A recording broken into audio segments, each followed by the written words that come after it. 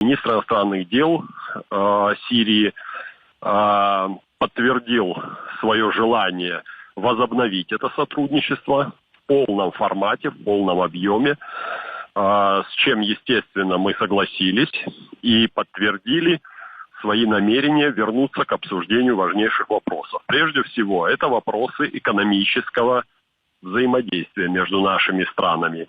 Сирийская сторона заинтересована в открытии логистических коридоров, транспортных коридоров, во взаимодействии с Республикой Абхазия, в транзитах своих грузов, своей продукции на зарубежные рынки, в том числе с помощью наших портовых и транспортных возможностей.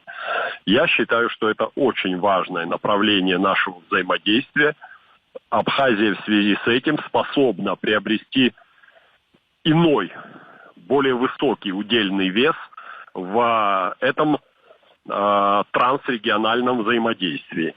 Мы рассказали руководителям сирийской стороны о наших открывающихся возможностях, в том числе и в связи с открытием международного аэропорта в Сухуме. Эта информация была с интересом воспринята, и думаю, что в ближайшее время мы начнем взаимодействовать с сирийской стороной по широкому спектру.